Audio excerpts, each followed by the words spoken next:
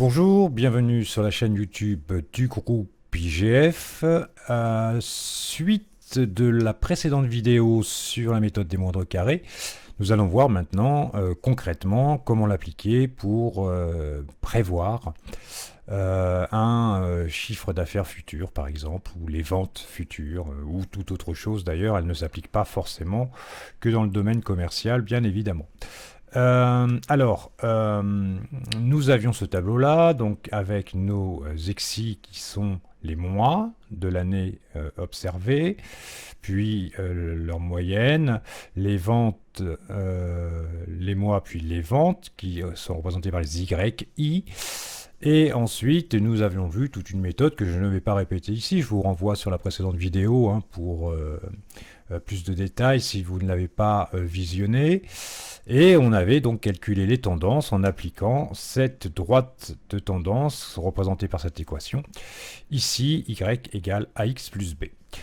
Alors, nous avions fait ça sur 12 mois et le but maintenant, c'est de prévoir la tendance pour le 13e mois qui est ici, donc que je viens de rajouter.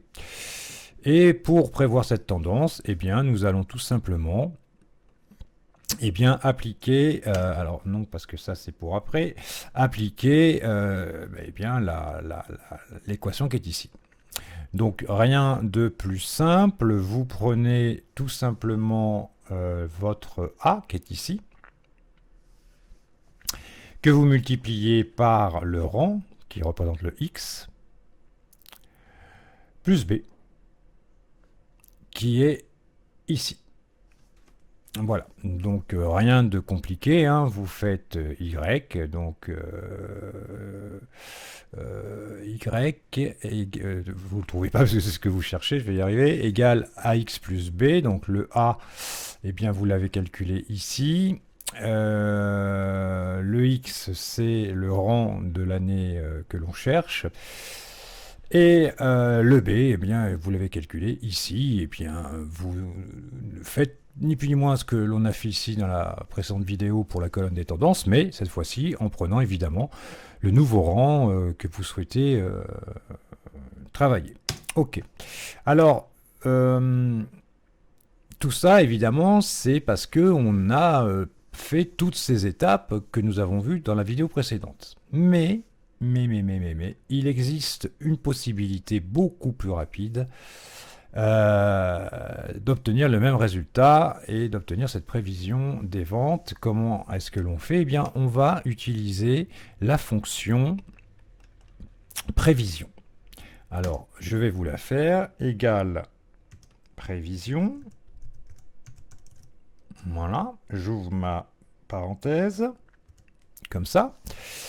Et puis, eh bien, vous regardez la structure de la formule, et quelle est-elle? Eh bien, il faut placer le X, donc c'est le rang de l'année que l'on cherche, puis les Y connus, suivi des X connus.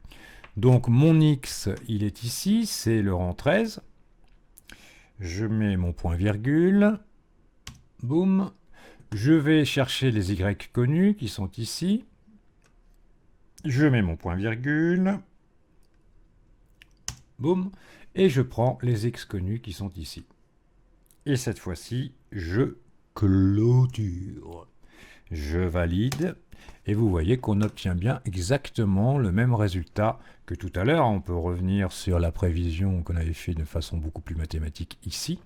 Eh bien, vous voyez que la formule prévision va vous renvoyer exactement le même résultat de façon beaucoup plus simple, bien évidemment. C'est toute la magie du tableur Excel. Voilà, c'est tout pour cette vidéo. Je vous donne rendez-vous très vite sur la chaîne YouTube du groupe IGF. Bye bye.